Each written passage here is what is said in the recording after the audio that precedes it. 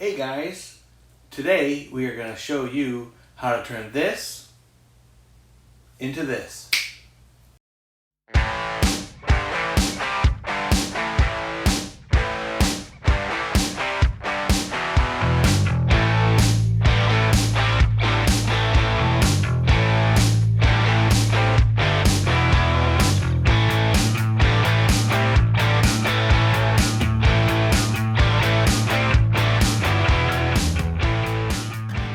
Hey guys, welcome back to my channel. We're still trying to get a grip on the kind of content we want to produce, but we welcome you and thank you for watching yet another video. If you like this and want to see more videos that are camera related and video related, feel free to hit that like and subscribe button. My name is Mark. I am MD Photography 72 on Instagram, where you can see a lot of my work. I am a boudoir, lingerie, swimsuit model photographer here in Nashville, Tennessee. And today we're going to show you how to recreate a shower set in very limited space using not a lot of equipment and not a lot of expensive equipment. There is a small investment, or maybe you guys already have this stuff if you're sort of seasoned photographers. You'll need a backdrop holder, much like the one I have here. You can get them for like 40 bucks on Amazon. This one was exactly that. It was a $40 backdrop on Amazon. I do recommend putting sandbags on the pillars to hold it down, because when this thing gets started, you do not want to have any of this fall on your model or around your model or anything like that. You'll need a C-stand with a C-stand arm and a clamp, a couple of lights, and a model, of course, a spray bottle with water, and maybe some baby oil just in case, because you want to put some on the model to make it look like a legit shower. So let's get to how we built the set. So here are the legs to the backdrop holder, and don't mind my messy garage. That's kind of the point, showing you that you can build this stuff in small areas. So that's the backdrop holder. Currently we have a roll of gray paper, but that's going to be replaced with the backdrop I use for the shower set. What you want to do right here is put a sandbag on each leg to hold it down in place, and then we'll have another set for the C-stand to also hold the C-stand down, because that actually gets heavier when you tape the plexiglass to it.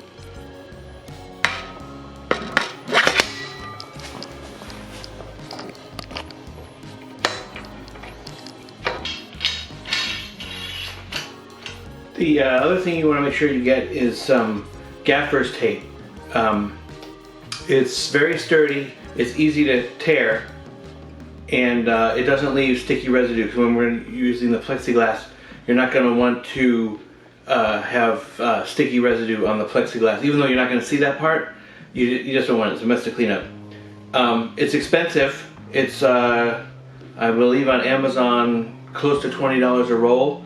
I forget how many feet that you get. It comes in a variety of colors, but well worth it. This is something that even without shooting, if you do video and you have cords and you're at a location, you want to tape cords down, this is perfect. I've used duct tape before on a gymnasium floor, and I had to spend an extra hour after the event was over to scrape it off with a credit card, and that was not fun. So gaffer's tape is a must. I'll put a link to some of these items in the description below. This is not sponsored. I don't get any money or anything like that. This is just stuff that I've used and collected over the past several years. So yeah, so we're gonna go ahead and attach the plexiglass to the arm here. So here we are gonna attach our plexiglass to this arm here. And basically I got this at my local Lowe's, which is right up the street. It's 2.5 feet across by 5 feet tall, 5 feet in height. I didn't have it cut. I think you can have it cut. I wanted to keep it full size. You never know how tall your subject will be for these things.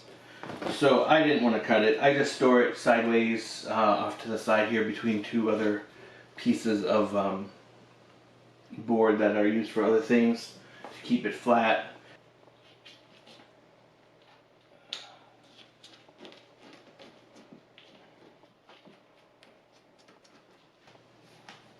basically I just loop it around the metal post, and I use about 3 pieces to keep it steady, because you are going to be lifting this up and hanging it off the ground. But it's very sturdy. It was a little wonky, but it's very sturdy. The gaffer tape will hold it for sure. The plexiglass itself doesn't weigh too much. It's only awkward attaching it. If you have a second person that can help you with this, this is ideal. Then you lift this, and so there you have the plexiglass. It's off the floor a little bit.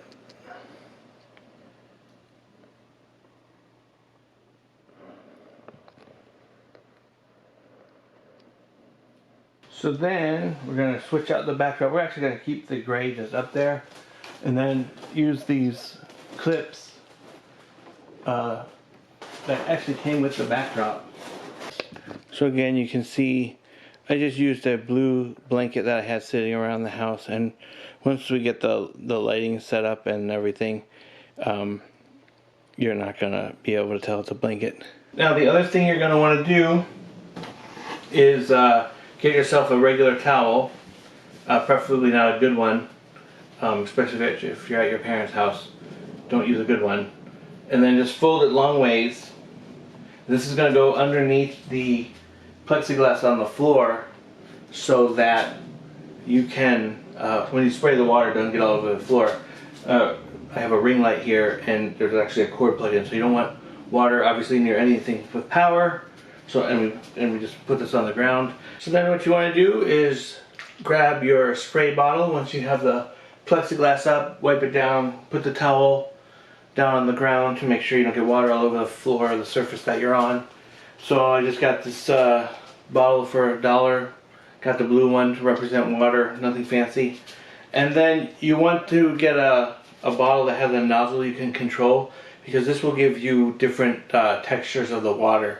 Sometimes you want really big beads, sometimes you want just small mist. I've also seen people mix glycerin in here.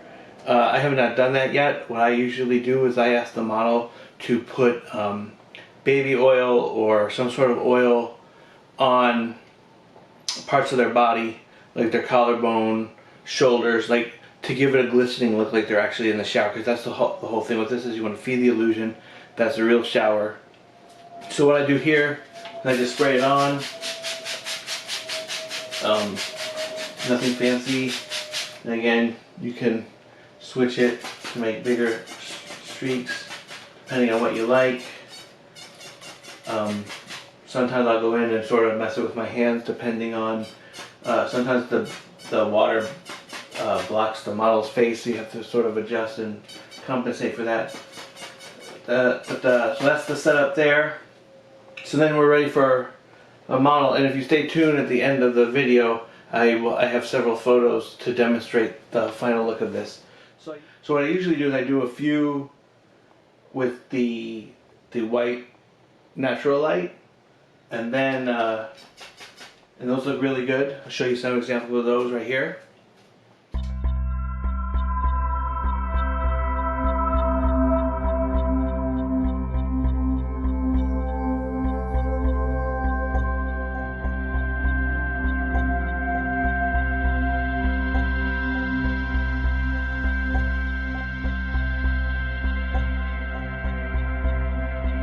Then what happens is I put colored gels on the lights to give it, to add some color to it. I'm more of a jump in and do it and figure it out and make mistakes along the way than constantly bogging down with watching videos and making sure the technique is right. I'm way more into actually shooting than anything else. I don't like to spend a lot of time editing.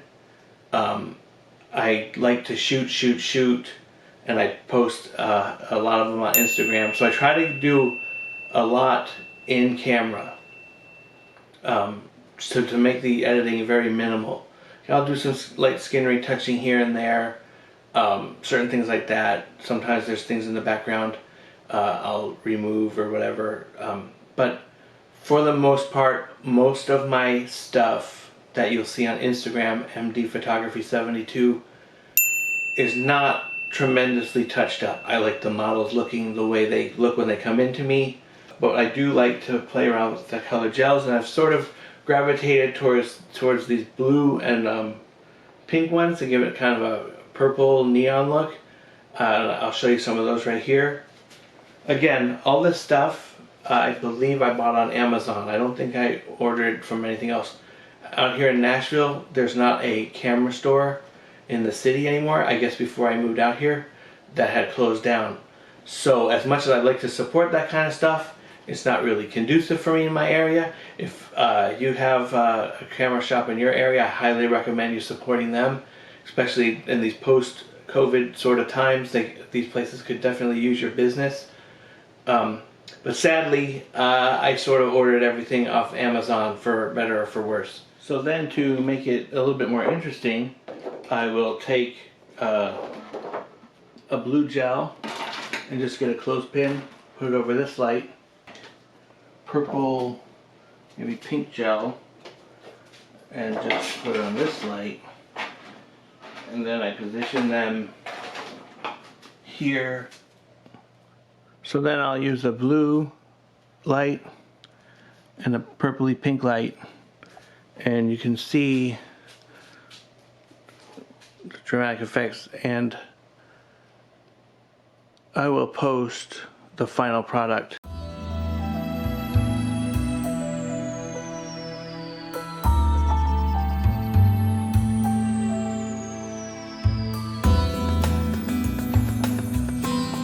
So there you have it, guys, how to do a fake shower with very limited gear in a very limited space. I hope you enjoyed the video.